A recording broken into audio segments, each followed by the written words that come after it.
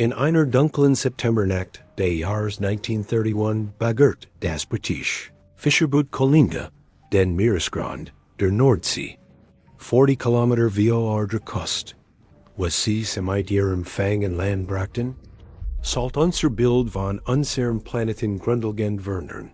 Ein Stück zu Wassertorf, in dem ein 20 cm lange Harpunspitze steckt, geschnitzt aus dem Gui eines Rothirsches. Ein ungewöhnlicher Fund im Ozeanen, ein ungewöhnlicher Fund verlangen nach genauer Untersuchung. Im Lauf der Zeit wurden weiter prähistorische Objekte aus der mittelsten Zeit aus diesen dunklen, tiefen Gebirgen, in Fischernetzen und von Meeresarchäologen, die den Meeresboden absichten, Werkzeuge, Waffen und Überreste von Tieren wie Mammuts und sogar Löwen. Wie gelangten all dies Dinge dorthin? Nun, davor gibt es nur ein logische Erklärung. Dieser Teil des Meeresbodens, hut 40 Meter unter der Oberfläche, war einst trockenes Land, mit Vegetation bedeckter Ort, in dem Menschen lebten. Sie haben sicher schon von Atlantis gehört, dem mythischen Land, das im Meer versank. Dank der jüngsten Fortschritt in der Kartierungstechnologie, die uns tief unter die Ozeanen und sogar unter den Meeresboden blicken lässt, entdecken Wissenschaftler tatsächlich verlorene Länder und nicht nur kleine Inseln wie Atlantis.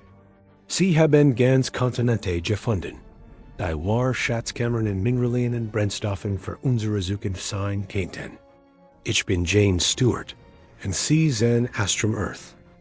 In diesem Video erkunden wir Kontinente, von denen Sie vielleicht noch nie gehört haben. Kontinente, die im Wasser versunken, zerbrochen oder unter die Erdkruste gesichert wurden.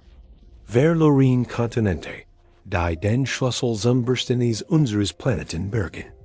Das verschwundene Land, wo die Speerspitze immer weiterhin entdeckt wurde, ist inzwischen kartiert und trägt den Namen Doggerland. Nach den niederländischen Fischerbooten, die in diesem Teil der Nordsee fischen. Da fast ein Jahrhundert nach dieser Entdeckung wissen wir immer noch weniger über das, was unter unseren Ozeanen liegt, als über die Oberfläche des Monds. Geologen beginnen allmählich zu verstehen, wie sich die Kontinente unseres Planeten im Lauf der Zeit verändern. Wir betrachten das Land, auf dem wir stehen, gern als etwas Festes, etwas Beständiges. Da das ist nicht der Fall. Auf der anderen Seite der Welt, wo die Kolinda den Meeresboden ausbegert, liegt Zealandia, ein Kontinent doppelt so groß wie Indien, von dem 94% unter Wasser liegen. Nur die Insel Neuseelands, die ächzen Auslaufer eines riesigen Gebirges bilden, ragen aus dem Wasser. Der Rest ist versunken, einen ganzen Kilometer tief unter den Wellen. Wir wissen immer noch nicht, wie viel von diesem verlorenen Kontinent einst Festland war. Und bis wir kurzem wussten wir nicht einmal, dass Zealandia überhaupt existiert. Die Suche nach einem großen, in diesen Gewässern verborgenen Kontinent reicht weit in die Geschichte zurück. 1642 entdeckt der niederländische Entdecker Abel Janszoon Tasman, Neuseeland, das den Europäern bis dahin unbekannt war. Obwohl Australien bereits bekannt war, glaubt man, dass es auf der gegenüberliegenden Seite der Welt einen weiteren großen Kontinent geben muss, ein Land, das die Masse Europas ausgleichen und das Gleichgewicht der Welt bewahren wird. Dieses Land sollte Tasman entdecken. Daher fand die Südinsel Neuseelands nicht den großen Kontinent, nach dem gesagt hat. Vielleicht war von seiner Entdeckung enttäuscht, denn betrat dieses neue Land nie. Gab jedigt der Tasmansee zwischen Neuseeland und Australien seinen Namen. Es dauert 375 Jahre, bis wir erkannten, dass Abel Tasman tatsächlich seinen großen Kontinent entdeckt hat. Wie konnte Zealandia also so lange unentdeckt bleiben? Die Antwort ist eigentlich ganz einfach. Es ist sehr schwierig und sehr kostspielig, die tiefen unserer Ozeanen zu erforschen. Die Ozeanen bedecken 71% unseres Planeten. Da, der Großteil dieser riesigen Fläche ist noch unerforscht. Die Umriss von Zealandia wurden erst sichtbar, als Satellitente die Kartierung kleinster Schwankungen der Erdenziehungskraft ermöglicht. Ein weiterer Faktor, der die Entdeckung verlorener Kontinente möglicherweise erschwert hat, ist, dass es bis vor kurzem keine allgemein anerkannte Definition für einen Kontinent gab.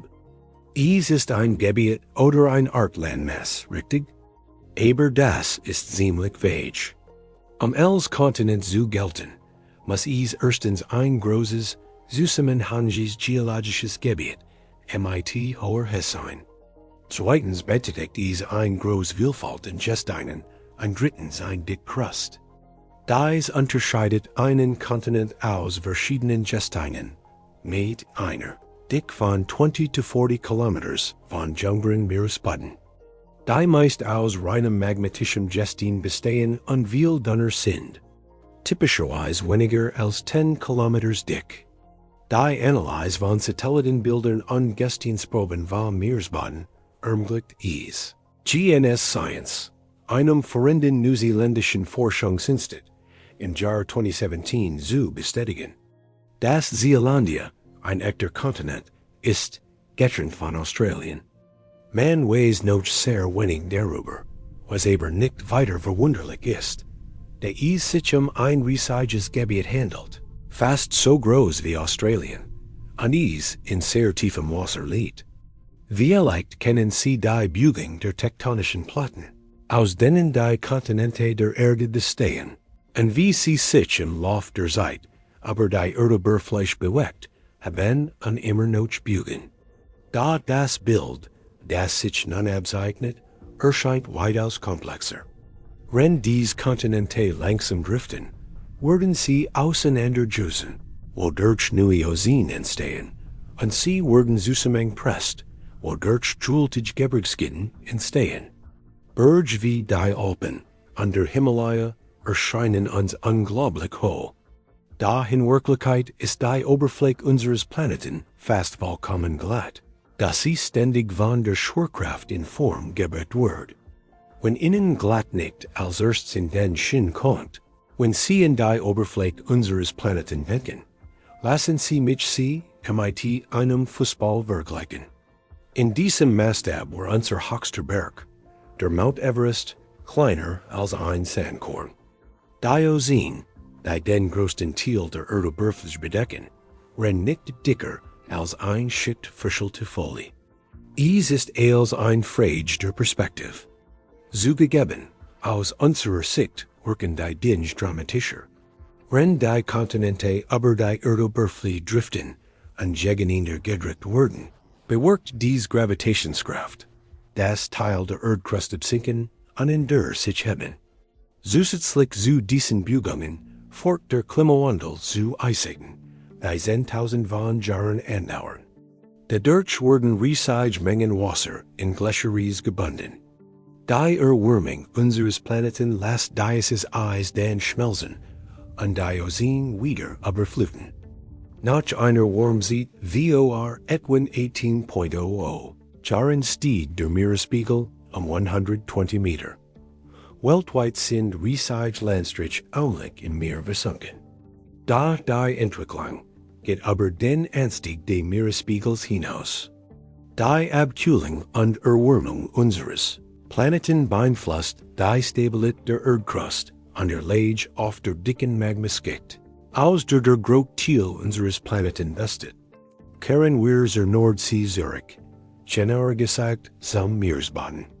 Wo unsere Geschichte begann, können wir uns vorstellen. Wie es dort in dem Tag gewesen sein muss, als ein Jeder einen seiner wertvollsten Besitztümer verlor. Sein jagt Harpien. Wenn der seiner Butte folgt, war der Boden unter seinen Füßen so fest wie der Boden. Denn wir betreten, wenn wir vor die Tür treten. Ich sei denn, man lebt natürlich auf einem Hausboot. Es gab Mammuts und Hirsch zu jagen, und auch hellen Löwen durchstreifen dies Gegend. MIT Erwärmung der Planeten, zogen die Tierherden nach Norden, auf neuen, fruchtbaren Weidegründen zu grassen, an die Menschen, die dies Tierjaten, folgten ihnen. Da haus der Jäger sein Harpun fallen ließ, war der Boden unter seinen Füßen elsander als Stable. A war in Buging, an ist bis hut. Dieser Teil der Erdkrust erholt sich noch immer von der gültigen Eismes, dahin, wenn der letzten Eiszeit niederdrückt. Obwohl wir uns noch immer in einer Eiszeit befinden, die vor etwa 3 Millionen Jahren begann, erleben wir streng genommen nur an Wärmer zwischen Eiszeit. MI10 globalen Klimaveränderungen, Abkühlung und anschließender Erwärmung, wachsen oder schrumpfen die Eiskappen. Und das enorme Gewicht dieses Eises beeinflusst das darunterliegende Land. Der Norden Großbritanniens hebt sich beispielsweise stetig. Wenn der Süden langsam absinkt, ein Prozess, der als glaciale isostatisch Ausgleichsbeugung beginnt ist.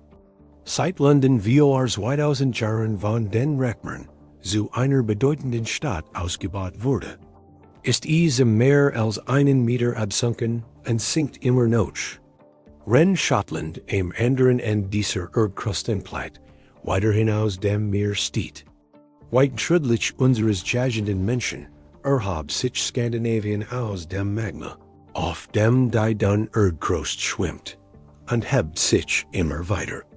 Der Hafen von Tornio in der Grenze zwischen Schweden und Finnland muss mindestens zweimal flussabwärts verlegt werden, dass sich das Land hebt und das Meer zurückweicht. Dies ist ein weltweites Phänomen.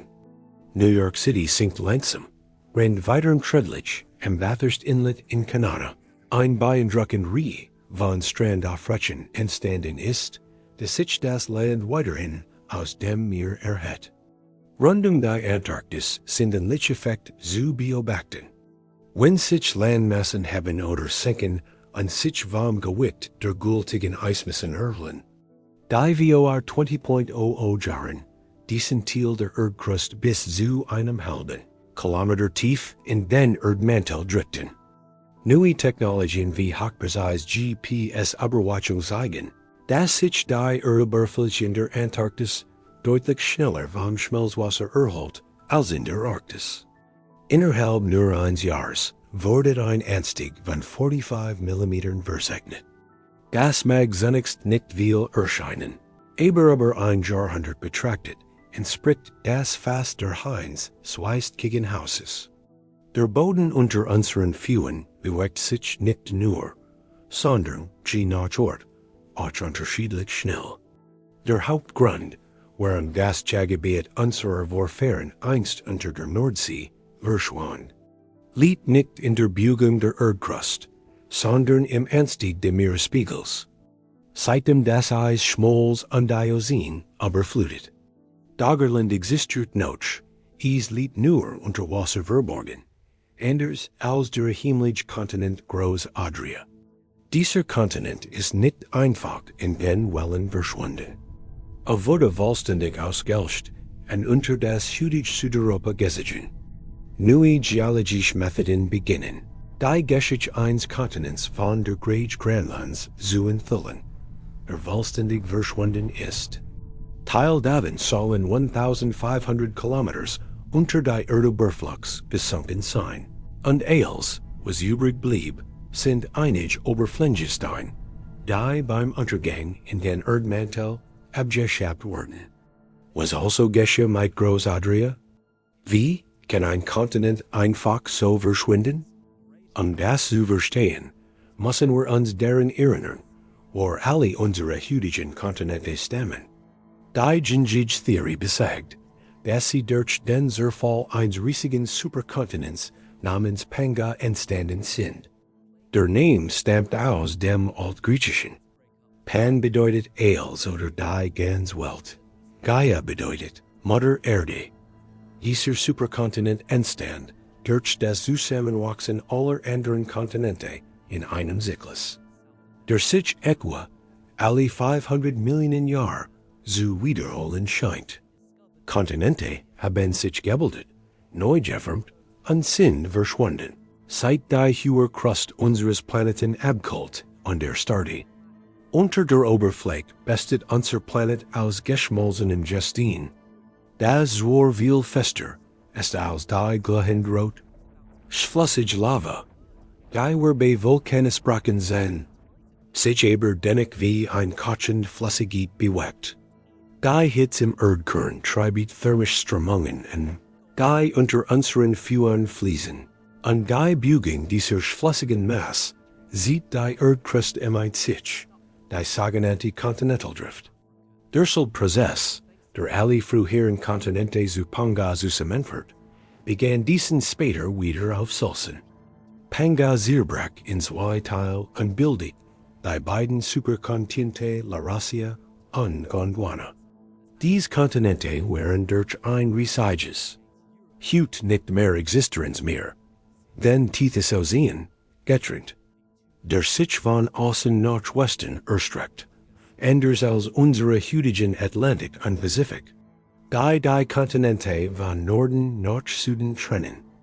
Dieser Unterschied in der Ausrichtung wird später noch eine Rolle spielen.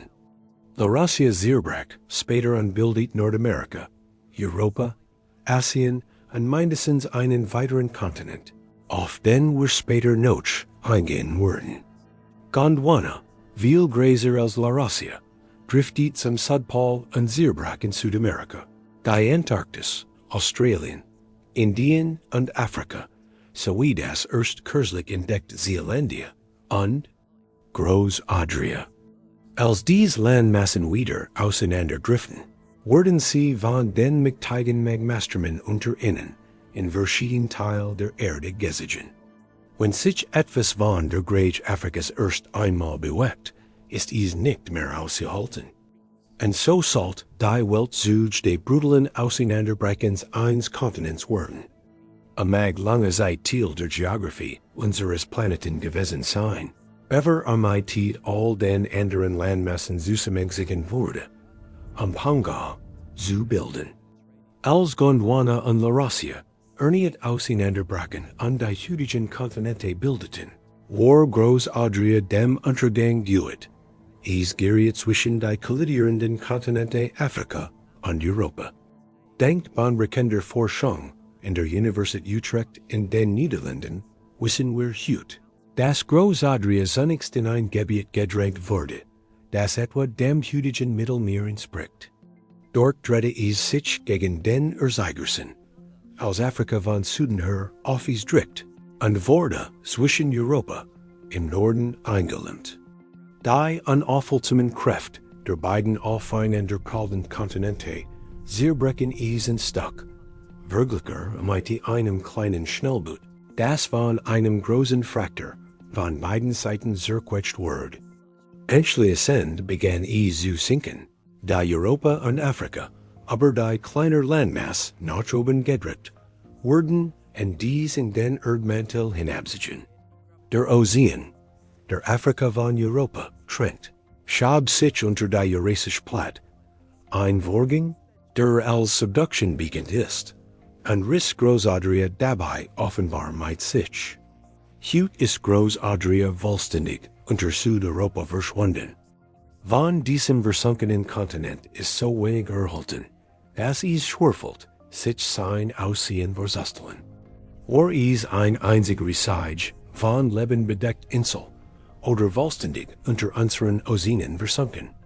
Das Team des Instituts für Geowissenschaften der Universität Utrecht ist zu dem Schluss gekommen, dass zumindest ein Teil davon unter Wasser lag. Einige der zurückgebliebenen Gestein sind Kalkstein, die sich in einem flachen Meer abgelagert haben. Andere hingegen sind vulkanischen Ursprungs und deuten auf Riff oder ein Gebirgsket hin. Die Forscher vermuten, dass es sich ein Inselket handelt, möglicherweise aber auch ein viel größer Landmasse, von der wir nie erfahren werden. Dies jultige geologische Ablagerung, die Alpen entstehen ließ, ist noch nicht abgeschlossen. Erdbeben und vulkanische Aktivitäten im tropischen Mittelmeerraum erinnern uns daran, dass unter unseren Füßen ein sichtbarer Prozess stattfinden. Rend der afrikanische Kontinent unaufhaltsam nach Norden wandert. Kennt das Gesamt Mittelmeer einst tags verschwunden. Und die uns hüt bekannten Landmassen, kennten in den Erdmantel gesigen, oder zerdrückt an nach oben gedrückt worden, wodurch die Alpenkette noch größer word. Italien, Griechenland und die Türkei, kennten von der Landkarte verschwunden. Es gibt einen weiteren verlorenen Kontinent, dessen Entdeckung Wissenschaftler Jahrzehnte kostet, dank einer Kombination aus Logik und bahnbrechender Wissenschaft. Wussten Sie, dass die Schwerkraft nicht überall auf unserem Planeten gleich ist?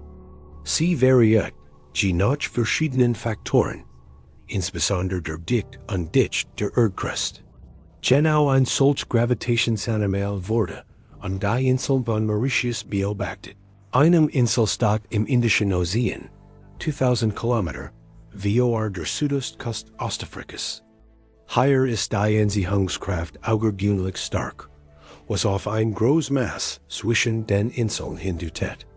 Dies veranlasst Geologen, die Gesteine am Mauritius genauer zu untersuchen, insbesondere neue volkanische Gesteine, die Geheimnis über das Bergen, was tief unter der Oberfläche liegt. In diesen Gesteinen befinden sich Kristalle namens Zirkon. Sie sind radioaktiv und können daher sehr alte Specimen der Gesteine verwendet werden. Sie entdeckten, dass die Gesteine, die bei Vulkanisbrüchen und die Oberfläche geschleudert wurden, Milliarden Jahre alt waren. Wenn die Gesteine der darüber liegenden Landmasse nur etwa 8 Millionen Jahre alt sind. Neue Meeresbodenkruste entsteht ständig aus Magma, wenn sich Kontinente auseinanderbewegen. Da die Zirkon, die Geologen in den Vulkangestein von Mauritius fanden, sind Lure, wilder als Els, was aus neu gebildeter Krust stammen kennt. Geologisch gesehen ist Mauritius ein Jungformation und muss auf etwas sehr altem liegen. Also nur über uraltem kontinentalem Gestein. Sie hatten einen weiteren verlorenen Kontinent entdeckt. Die Geschichte von Mauritius wird erst jetzt Stück für Stück rekonstruiert. Und auch sie ist ein Geschichte von Gould und Zerström. Fossilien-Fund belegen, dass nach dem Auseinanderbrechen Gondwanas ein Landbruch ist Tieren ermöglicht, zwischen Madagaskar und Indien zu wandern. Madagaskar liegt heute vor der Südostküste Afrikas. Rend Indien sich 5,00 Kilometer nach Nordosten verschoben hat. Wo es mit der eurasischen Kontinentalmasse kollidiert. Ein Einschlag, der noch immer den Himalaya formt. Aus noch unbekannten Gründen wurde die Landbruch, die wir heute Mauritia nennen, irgendwann auseinandergerissen und unter den Meeresboden gesiegen. Sie ist nun vollständig verschwunden, da Fragmente ihres komprimierten und erhitzten Gesteins gelangen bei Vulkanisbrüchen wieder in die Oberfläche. Wie groß Mauritia einst war und wie viel davon sich unter dem Meeresboden des Indischen Ozeans erstreckt, ist noch immer ein Rätsel. 10.000 Kilometer entfernt, am Rand des Polarkreises, kennt unter den Wellen ein geologischer Schatz verborgen liegen, vermutlich ein weiterer verlorener Kontinent. Lich wie Zealandia handelt es sich ein groß Kontinentalmasse, von der nur die isländischen Inseln über die Wasseroberfläche ragen. Und ja, sie haben es erraten. Dieser Kontinent heißt Islandia. Obwohl die Entdeckung uns viel über die Welt unter unseren Ozeanen verraten kennt, aber da wir so wenig wissen, ist sie bereits umstritten. Lange Zeit ging man davon aus, dass Island nichts weiter als ein vulkanisch Gesteinsformation sei, die aus dem Meeresboden emporgestiegen ist. Geologische Daten passen jedoch nie so recht zu dieser Theorie. So ist beispielsweise die Erdkruste unter Island 40 Kilometer dick, ein dick. Die man von einer Kontinentalplatte erwarten wird, nicht von einem jungen Meeresboden, der typischerweise nur etwa 6 Kilometer dick ist. Die Senden der geologischen Anomalien weckten das Interesse der Wissenschaftler. Ein Team Gillian Falger, Professorin für Geophysik an der Durham University in Großbritannien, Lot Nun. Das Island über einer riesigen tektonischen Platte aus kontinentaler Krust liegt. Die sich von Grönland bis Nordeuropa erstreckt. Sollte sich dies einem bestätigen, muss die Theorie vom Auseinanderbrechen der ehemaligen Superkontinentspange neu überdacht werden. Doch das ist nicht der Grund für die Kontroverse an dieser Theorie. Die Entdeckung Islands ist von enormer politischer Brisanz und wird in den Maxentren der Welt diskutiert. Sollte sich beweisen lassen, das Island auf einem riesigen Meeresboden liegt, der eine Ausdehnung seiner kontinentalen Landmasse darstellt. Kenten dem Land von den Vereinten Nationen Exklusivrecht und den dortigen Bodenschatzen zugesprochen werden. Continental Crust ist der Ort, an dem sich all unsere Mineralien befinden.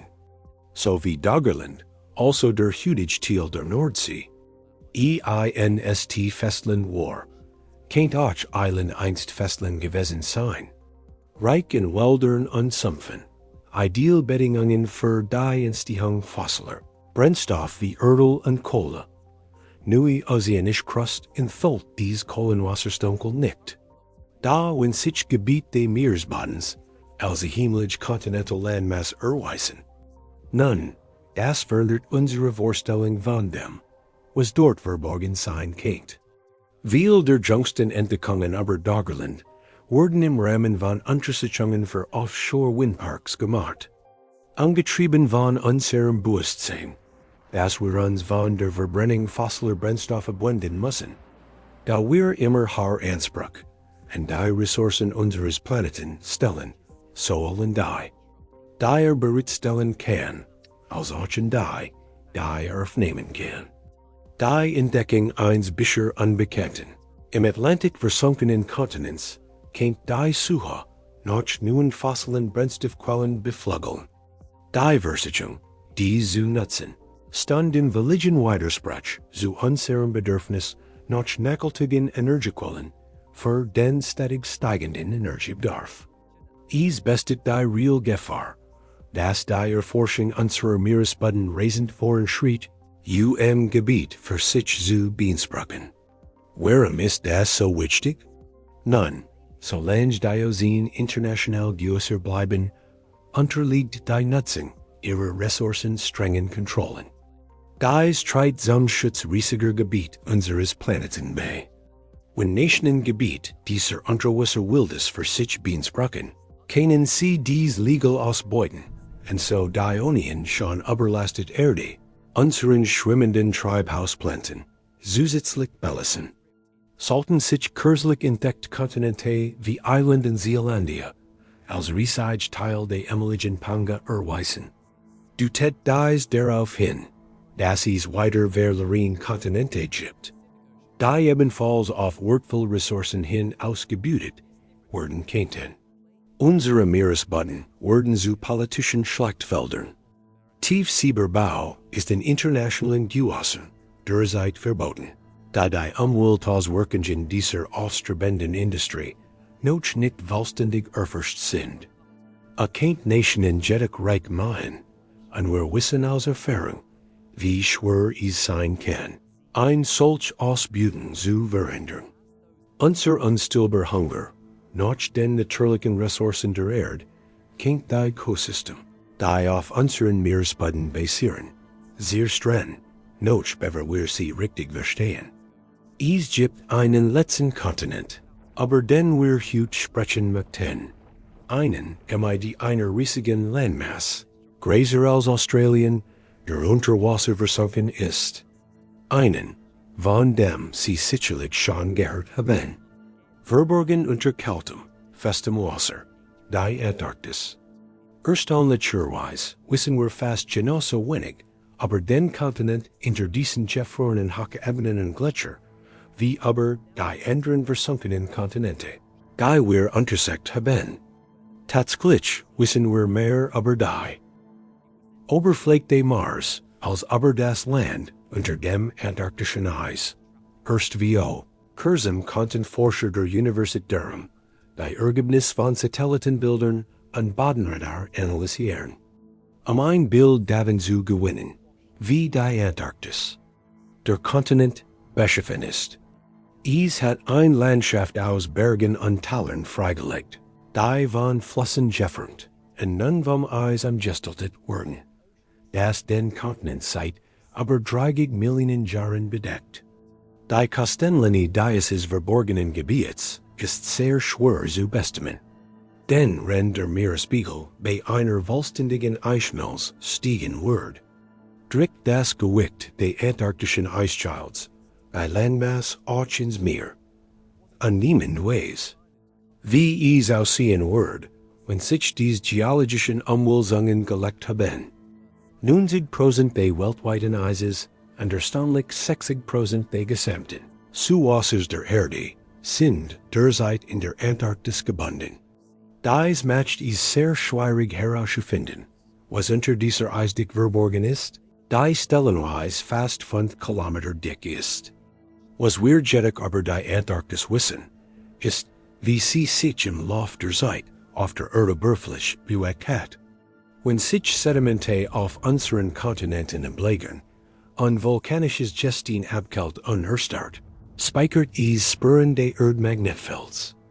Durch die Analyse gespeicherter Daten aus Proben rund unserer Kontinente konnten Geologen rekonstruieren, wo sich die Landmassen im Lauf der Zeit in Bezug auf die magnetischen Pol befanden. Diese geologische Detektivarbeit hat ergeben, dass die Antarktis einst weiter nördlich in einem wärmeren Klima lag, bevor sie ihre heutige Position über dem Südpol einnahm. Sie war nicht immer wie heute von Eis bedeckt. Fossil Pflanzenreste, die auf Alexander Island an der Westküste der antarktischen Halbinsel gefunden wurden, zeigen, dass die Antarktis einst von Wäldern bedeckt war, die wahrscheinlich den gemgichten Wäldern Patagoniens hinelten. Warum ist es dort heute so kalt? Zum Teil liegt es in der Abkühlung der Planeten, aber hauptsächlich in der isolierten Lage der Antarktis über dem Südpol, die für ihr Jefferins Dasein verantwortlich ist. Lassen Sie mich das erklären. Erinnern Sie sich, wie Panga in Gondwana und La Russia Zerbrach und sich der Tiefe des Ozeans zwischen ihnen findet? Dieser Ozean verlief von Ost nach West, anders als unsere heutigen Ozean, die Kontinente von Nord nach Süd trennen. Dies ist von enormer Bedeutung für das Klima unseres Planeten. Die Trennung des Atlantiks und des Pazifiks erzeugt stark thermische Strömungen, die in Nord-Süd-Richtung verlaufen und die Wurm vom Äquator über den Planeten verteilen. Meeresströmungen, die von West nach Ost fließen, haben den gegenteiligen Effekt. Sie verhindern, dass sich der Sonnenwurm vom Äquator nach Norden und Süden ausbreitet. Als Südamerika und Australien sich nach Norden, weg von der Antarktis, bewegten, fnetten sie die Drake-Passage und die Tasmanische Meerenge, wodurch das Meer frei und die Antarktis strömen konnte. Stark Wind, angetrieben durch die Corioliskraft, und durch die Erdrotation Versacekraft, zirkulieren die Antarktis. Diese starken Winde bewirken, dass das kalte Wasser am Rand der Antarktis in einem starken und unaufhörlichen Strom, dem antarktischen Circumpolarstrom, flieht. Dieser verhindert, dass wärmeres Wasser aus dem Norden die Antarktis erreicht, hält das eiskalte Wasser See herum gefangen und schließt sie im Eis ein. Die Lage unserer Kontinente und Meer, die sie verbinden, hat einen enormen Einfluss auf die Vielfalt der Klimazonen unseres Planeten. Wenn Island und Doggerland nicht im Meer versunken und als Teil der europäischen Landmasse erhalten geblieben, steht das Klima der Nordhalbkugel heute völlig anders aus. Die wärmenden Meeresströmungen, die Großteil Europas erwärmen, könnten nicht durch den Atlantik fließen. Großgebiet Europas und Nordamerikas rennt deutlich kälter.